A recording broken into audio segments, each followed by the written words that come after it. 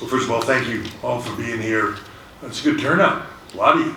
It's very nice to see. I appreciate the interest in everybody being here, and also want to thank and I have to do this slowly because it's a lot of letters, the LVCVA, Allegiant Stadium, T-Mobile, and also the Fontainebleau Hotel. If I said that right, I have a terrible French accent, as many of you have seen. Also want to thank our partners Dun and Dusted on this event. That did a phenomenal job. Everybody dig the set? Yeah, I thought it was phenomenal. Fanatics event, I want to thank them as well for bringing WWE World to life. I've just heard from a lot of fans over the last couple of days that have been really positive about what World was like and the attractions that were there and their ability to go there and Superstore and everything about it, so it was wonderful. For the first time ever tonight, and I said this in the ring when I first got out there, it literally just dawned on me right when I was about to walk into the ring to say welcome to WrestleMania. That this is the first time for a WrestleMania that everybody around the world was watching at the same time. Very, very small percent of the globe now is not covered between Peacock and Netflix. So it's kind of the first, I don't know, it struck me right before I walked in that ring like, wow, like the world is watching right now. And that I don't know, that just seemed impressive to me that it's a different time, and the ability, as we've talked about before with Netflix, for people internationally that I know so many of them that just, so difficult to connect on big events and the times and, live and where is it and all that stuff. Netflix makes it so easy for them. It's the one-stop shopping. The interface looks the same everywhere around the globe, and it's just click and watch, and it's amazing. As far as the show tonight, we set a new record for any single night gate in WWE history. So this was phenomenally successful. Attendance, 61,467. That's a full sellout. We were today opening, whenever we do sets like this, there are always seats that are potentially like not the best view or restricted view or things like that, or that we have to kill for production reasons that then become available last second. We were opening up production kills as fast as we possibly could, and they were selling out the second we put them up. So the demand was really, really high. Little spoiler, I would expect that record for a highest gate to last about a little less than 24 hours now. We should crush it tomorrow. We had tickets purchased from all 50 states, 68 countries. Like I said, global event. WWE is truly a global company that is followed worldwide, and I think we are showing it more and more. I think you will see that in the coming year, and I think tonight was proof positive of that as well. Many of you know on our countdown show tonight, we announced the acquisition of Top Lucha promotion in Mexico, AAA. Very exciting time for us. Very exciting opportunity, I think, for us to continue to grow Lucha Libre, which for many of you know that are either fans of that or grew up there. It's woven into the fabric of the culture. It really is. It resonates with everybody. It's impressive to see, and we want to make sure that not only exists but continues to thrive and continues to grow. I'm a big fan of lucha as a style. I think that having all styles is incredibly valuable. Obviously, we have a particular one that we like to do with WWE, but that does not mean that we're looking to massively revamp anything. I'm looking to keep traditional Lucha Libre as traditional Lucha Libre within that world, and just help it to grow and help the athletes that grew up fans of it in those markets to realize their dream, just like we're helping to do in the U.S. whether it's finding athletes from college or NIL programs or anything, turn people onto it, whether they grew up in it or not, let them fall in love with it and let them become great at it. And that is our goal. That will be our goal globally, is to have the best of the best from around the world. And we will continue to do that. So very, very excited about that. It was very, very exciting day for, I believe, all our Hispanic talent, and to have Vikingo here, and Dorian and his mom, and just everybody. So it was a very emotional afternoon with them. And as like we mentioned before, I mentioned before at that event, 30 years ago, right about now, I was sitting in my apartment with Brian Pillman and Regal and a few other people watching that first AAA Worlds Collide event. I thought it was spectacular. That's been on my mind since then, and we will be doing a Worlds Collide event with AAA from the LA Forum on June 7th. And I think that will be a spectacular event that will, I think, show the level of commitment and what we're looking to do with AAA. On some other just little business things and exciting news, Cody Rhodes starting a new podcast for WWE, and also somebody that I'm a very big fan of, as you all heard last night, is Stephanie McMahon. Launching with our podcasts and shows with our new partners, Fanatics. If you haven't seen them, Steph's Places show, I think is phenomenal. And Steph's first podcast is out with Dana White, and I'm not sure if the other one is out yet or if it's about to come out with Michael Rubin from Fanatics. So incredibly good, I believe. And Steph is incredibly good with getting things out of people. She is very emotionally in tune with people and has a way of asking them questions. So I think that show will be phenomenal. And I think Cody's will be a lot of fun as well.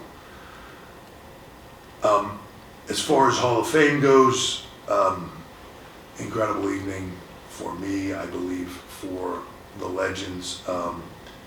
Anytime we can have Steve around is a phenomenal day. Anytime that we can have Brett around, it's a phenomenal day. Our talent, those are heroes to them and people that they look up to, and anytime they can pick their brains and get a little bit of advice from them, it's incredible to have them around. And I was really, really happy for Michelle McCool to get her flowers for sort of changing the perception of women as athletes in the WWE and being a big part of that.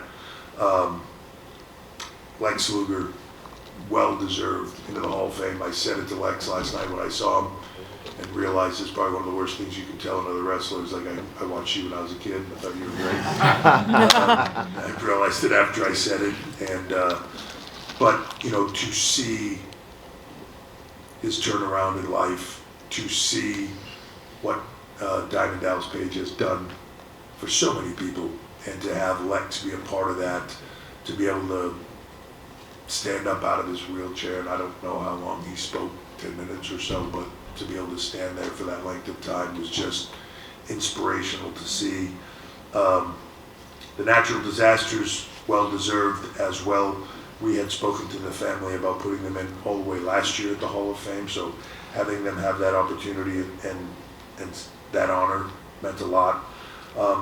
To see Dory Funk and see his dad achieve that honor, and even for Dory, what that meant for him was an incredible moment for me to see. And then, of course, Kamala, who, for me as a kid growing up was just incredible. What an incredible character.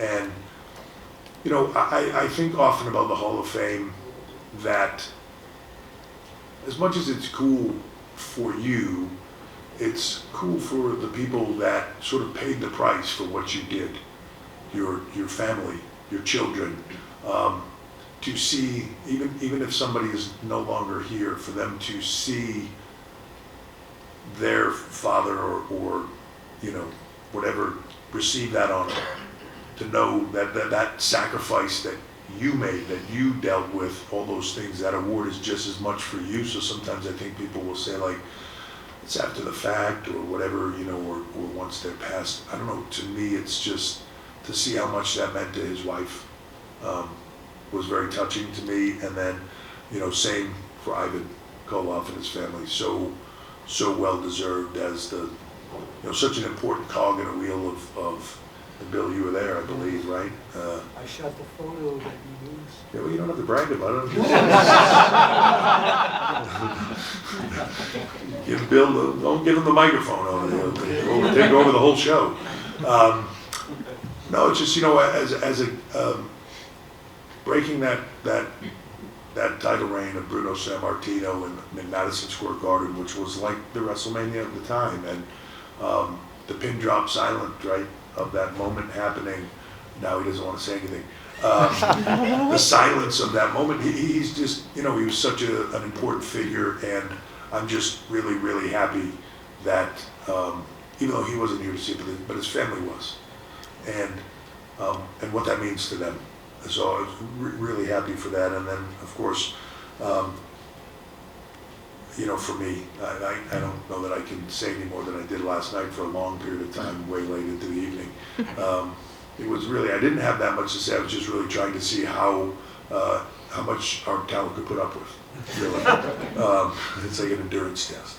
But no, it was quite an emotional moment, and something I'll never forget. And I know that for me, you know, it was a surprise to me, but as we were designing these rings and changing what we do, a lot of thought and care was put into them so that they could be as meaningful and impressive for them to show people or to brag about having or have those moments as their careers meant to us and to everybody else. So it was a really emotional night. The Hall of Fame is always one of my favorite nights. Just I'm a big history buff for the industry. I love all that stuff, and I don't know, it's just a wonderful emotional night. So thoughts on tonight, I thought we had a spectacular show. I thought the pacing of it was well.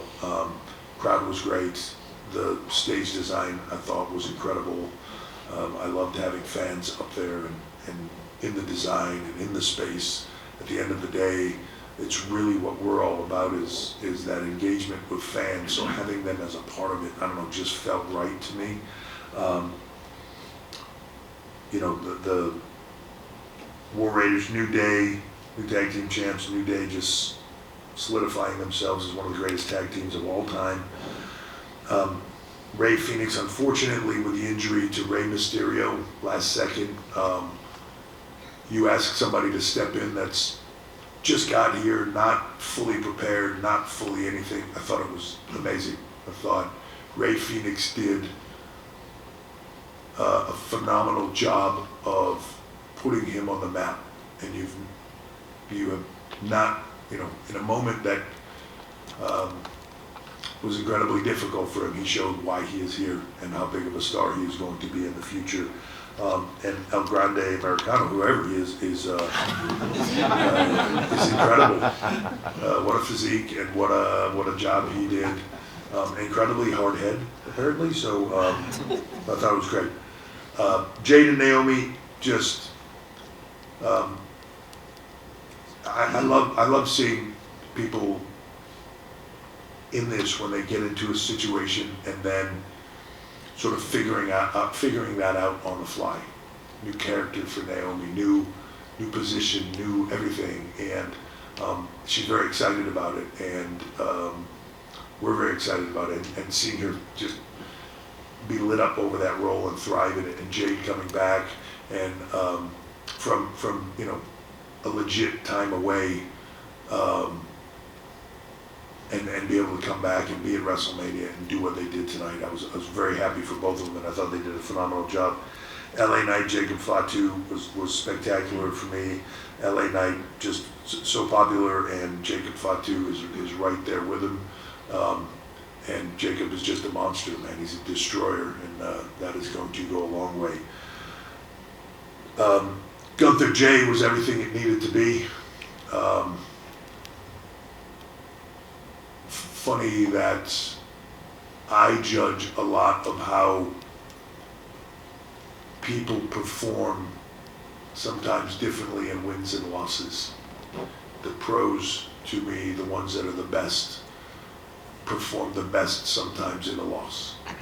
And in that loss, sometimes you come out in a better place. Gunther, to me, tonight showed why he is absolutely, undoubtedly one of the best in the world. And Jey Uso, just when you have 61,467 people going crazy like that and doing the entrance and the yeet and all that, it's just an impressive thing. Really happy for him. Jay's transformation over the last couple of years through the bloodline story and coming out of it and doing his own thing, and showed tonight why the name main event Jey Uso is a fitting name for him. Tiffany Charlotte was a fight, hell of a fight. I hope they're both okay. Adrenaline's a magical thing, so in the moment I think they're both good, but it was a hell of a war. And for Tiffany Stratton in the short period of time to be in the business, to stand in the ring with one of the absolute best in the business, and I don't mean absolute best in the women's division, I mean one of the absolute best in the business in Charlotte Flair, and hang with her on that big stage when, it's hard to put into words, as nervous as you are, and I'm sure Charlotte was, and I'm sure she was wound up and the nerves are there. She's been doing this for a while and been in that role for a lot of time. Tiffany is not. I'm sure WrestleMania had her on edge, and for her to deliver in that manner, in that moment, says a lot about who she is and why she's going to be on top for a long, long time. And then, Jesus, Roman, Seth, and Punk, I don't even know where to start. Like, if you are CM Punk and you've waited your whole life to be in the main event of WrestleMania, and that's been your goal, and tonight was the night, that made that wait all worthwhile. That was through and through a WrestleMania main event with three of the best in the world trying to show themselves and 60,000+ people that not only are they one of the best, they are the absolute best. Each one of them trying to show that. Each one of them trying to not only outdo but outsell the other one. That's the magic of our business. And they had it. And all night long they had everybody from start to finish. So incredible performance by everybody. And can't wait for tomorrow. So I'll open it up to them. First question on your right-hand side, front row. Hey, Paul. Good to see you. Hey man, how are you? Good. Wanted to get your thoughts on Vegas as a host town. This place was talked about for quite some time, with 5 nights, sold out shows, but also including the official hotel, the official after parties. I mean, it's nonstop. Your thoughts on Las Vegas? It was hard to find a place to eat, I thought. Las Vegas is perfectly suited for the type of event this is, right? It is a place that is made for big events. I mean, built from the ground up. A place for big events, for spectacle, for larger than life, for people to go and, forget about life and go there and do crazy things. And what's crazier than WrestleMania for 2 nights in this city? But it is built, it is designed, it is, so they've been, in many ways, they're the perfect partners. The hotels, the restaurants, the attractions and other things that you can do, the places to be able to host World and the Taker's show and the Hall of Fame and the roast on Sunday night. There was a moment this week when I saw a list of all the content that we were creating this week, and it was mind-blowing to me, and I'm the one doing it, or in front of it all. But when you see it all laid out like that, it's crazy how much content is made here. But only you can only do that in a place like this, where you have that opportunity to do all those things. And what's wonderful about that is you're not expecting everybody to watch everything and go to everything. You're expecting them to find the thing that speaks to them. And we want, it's one of the things about WWE, we want to have a little something for everyone. and have them be able to come to events like this, destination events, like Vegas now, like New Orleans will be next year. Cities like that where you can go in there, there's places to do everything, and there's a little something for everybody, and every single person can come and enjoy it. Whether you're an older jaded fan been watching this your whole life, or whether you're coming with your family, or whether you're bringing kids with you that have just discovered this and are going to stand there in awe of the superheroes that they see on TV, and you can look at it through the eyes of your kid. There's something for everybody, and to me, that's what makes a destination site Las Vegas, like Las Vegas, perfect for us. Staying on the right side, second row. Hi Paul, Alison McGeorge from the Metro in the UK. How are you? Yeah, really well, thanks. How are you? Good, I'm good. You alluded to the emotions of the Hall of Fame, sort of for people generally. For you specifically, what did it mean having your family, your daughters there, sort of especially given what you went through health-wise just a few years ago? It's hard to put into words. But the thing that also feels like that's amazing, right? It's the most important thing for me. Having, my parents are there, my kids, Steph, my mother-in-law, like I have friends there. That's incredible.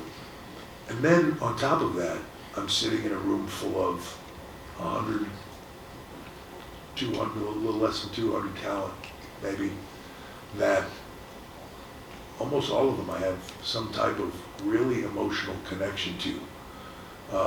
I've watched them come in the door, I've watched them get started, I've watched them grow, or I've watched them come into this place, where they thought they would never make it to WWE just because of, I think sometimes about like Finn Balor and me getting on the phone with him personally to say like, I think he didn't think it was real. We're never going to get this opportunity to go there and do that. And I called him and was like, not for real, I want you here. And here's why I want you here.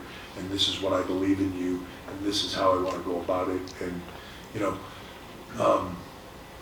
so to see them all sitting in a crowd, to have them all there, and I heard from so many of them too, like just sending me congratulations. I don't know, it was like having, I don't know how many people that place holds, a couple thousand or whatever, between the talent, my family, and then the fans that were there. I don't know, it just feels all like family. It's one of the things that I love about this, what we do. It's, when you come to WrestleMania, it's like a big family to some degree. Like it's just 61,000 people that all are here for the same reasons and love the product. And if you're new and you don't know what's going on, somebody will fill you in on the details right there. You don't really see arguments, you don't really see fighting, like everybody's just there to have a great time. Thank you for the question, and I think the intent is to grow it, right? To grow Lucha Libre, to, as you mentioned, it has such a cultural impact. And South America, Central America, right, like all through Mexico, but then you come into the United States where and I don't know if anybody saw the New York Times article today where they talked about the powerful impact and the power of Lucha Libre and what it means. And, especially in markets within the US like LA and places like that, right? Southern California. So the intent is to grow it. The intent is to grow that brand, that, NXT started out as this, and over time it became something massive. When done right. And it's, Sean mentioned it last night, when you look at WrestleMania now, like most of it came directly out of NXT, a large percentage of it. That's the success of it.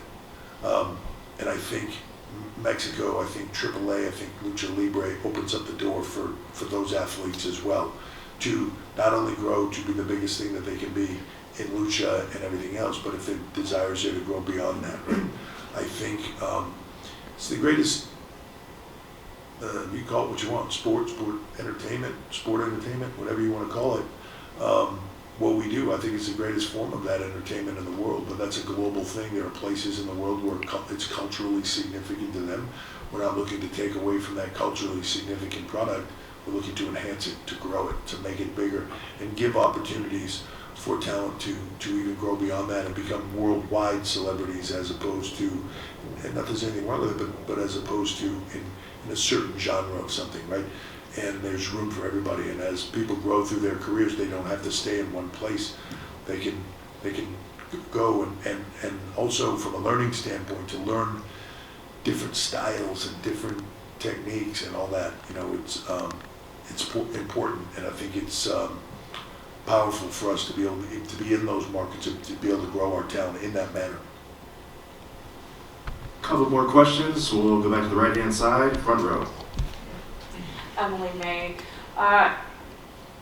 We saw 3 title changes tonight. We had that huge main event and the surprise, Paul Heyman going with Seth Rollins instead. Yeah. So what was your creative process like establishing these 3 title changes and this huge main event all on night 1 of WrestleMania?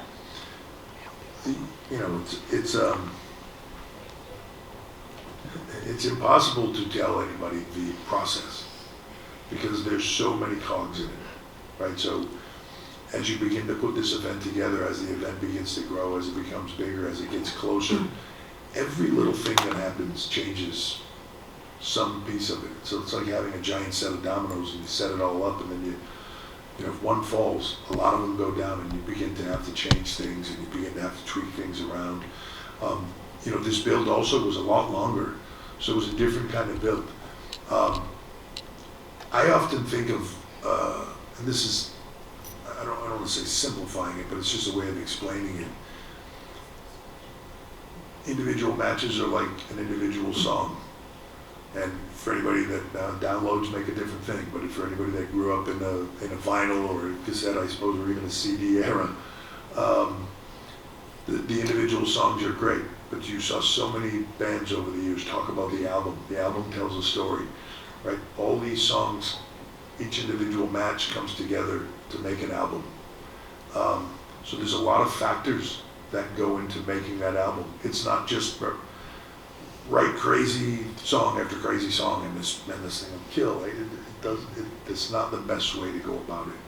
And some people like that, and that's great, but we believe it's not the best way to go about it. So it's crafting an album start to finish, and everything has a reason for why it's there.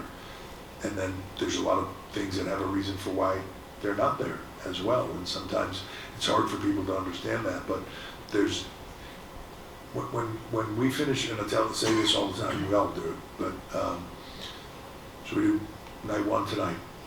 Tomorrow night we're going to do night 2. And before I leave Gorilla to come do the press conference with everybody and then leave to go to Tony Hinchcliffe roast, I'm going to sit at Gorilla, and about probably 2 minutes after we go off the air, someone's going to walk over and hand me Monday Night Raw. That was my off season. Right? If you don't have a plan for the other side of WrestleMania, you've really messed up. That doesn't mean your plans will actually work, because things could change, right? When you see what happens in WrestleMania, you might think, oh man, that didn't go the way we thought it was gonna, turned out different, people took it differently, we need to go in a different direction. But you have to have plans. It means you have to have things for the other side. It means you have to have things that don't pay off in the moment and pay off, right? And the pressure of that, one of the things I love about this business, it's the most demanding business in the world. If you had any other form of entertainment where if everything wasn't a perfect 10 on that event, people complain about it. And then, and it's gone from one night of WrestleMania to 2 nights of WrestleMania to all this other stuff to, oh, now it's the Raw after WrestleMania, and that's got to be this crazy, right? Like, so there's no, oh man, WrestleMania's over, take your foot off the gas, we'll coast for a little bit, this will be easy, right? You got to go. All that stuff has to go into this. Doesn't mean we do it right, doesn't mean we do it perfectly every time, but that's the intent. And so it's hard to even say like, well, here's the process, because it's so complex and convoluted. in many ways, that if you have never done this, it's almost impossible to understand, you know. I said it last night, Dusty would always say, "Book it ain't easy, kid," right? And what's that? If you will. If you will. And he would say it, and you know, at first I didn't fully understand that, and as time would go on, I would be like, "You ain't kidding," right? It is what it is. He used to also always say to me, he would say, if you can get 70% of what's in your head to come out on that screen, it's a grand slam, right? Because in your mind, you see it perfect. In your head, you see it exactly the way you want it to be. And then it's producers and staff and talent and all these things, and it's never exactly what you think. So you would always say 70% is a grand slam. But you keep on plugging, because again, tomorrow I will get handed a script as soon as that show is over, and we are 365-ish days away from WrestleMania 42. Last question. Hi, Paul. Ricky Ucchino from The Takedown on SI. You spoke earlier a little bit about Jey Uso's connection with the audience, his rise over the last couple of years. This is obviously a big night for him. I'm interested to know if you can pinpoint a specific moment or a specific time over the last couple of years that you really started to look at Jey differently as a future, not only as a future World Heavyweight Champion, but as a Royal Rumble winner and a guy who could win the World Heavyweight Championship at WrestleMania. It's a process. It's not a moment. I don't think you ever. Man, there might be a moment that we were all like, something's happening here, right? But it's usually not a particular moment, because it's things over time. I think everybody saw something different in Jey over the last couple of years in that Bloodline story, and the way he handled himself and the emotion and all those things. But I think there was a lot of people that thought it was this cast of characters making this great ensemble piece that worked. And then, when he goes off on his own, it's going to be different. Doesn't have all these other people to play off, doesn't have this story, doesn't have all this stuff. And then he goes out there, and there's a different connection with people. It's funny because a lot of people, sometimes I see people talk about Jey, and they're like, the Yeet guy's doing his Yeet thing or something, right? Like, I didn't know what he's doing at all. Like, what he's doing is he sees something that is truly him, that resonated with people and caught on. And he is as invested in them in doing that. Like, to me, the guy doing the Yeet thing implies that he's just out there doing a shtick. And when, this caught on, I'm going to do this shtick, I'm going to ride this shtick into the ground, and then I'll go on and do something else. And it's not that. I know him, I see him, and I see how he is with people and with fans. And when he is out there, he is vibing with those people. I don't know, there's a connection. Some people have it, some people can't, and then you can't manufacture it, and you can't, sometimes you can, I guess, but they believe in him. Not everybody, but majority, strong majority. I didn't see a whole lot of people that weren't in there tonight in the pocket with him, but they believe in him, he believes in them, and I don't know, there's just this magical connection between him and when he's in that ocean of people that are loving what he does, that becomes undeniable. So as that's beginning to take place, you'd have to be like, I don't know, you just have to not pay attention at all to not see that happening and say, we got to run down this road because it's real, So my hat's off to him. He's created that.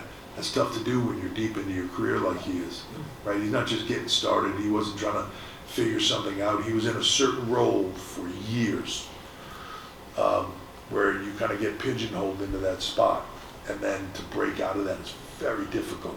My hat's off to him for doing it, and that's a pro to me. That ability to adapt, to change, to put the gas on something when you need to. I saw it tonight with Seth And Punk and Roman, same thing, right? Like, you get into this three-way thing, and it becomes competitive of who is going to be the highlight. Hard to argue, as this came into the home stretch, that Seth didn't become the highlight, right? That's long deep into his career to still have that fire to go that next level, to get there and have that connection with people. That's a pro. That's impressive to me. And Jay has it. Seth has it. A lot of people here have it. But it's to me, when you have that's what makes you great. So. All, thank you so much for spending some time with us here tonight. Thank you all very much. I would do another question, but we're going to do another question tomorrow. So I will save some of that for that. Thank you all very much.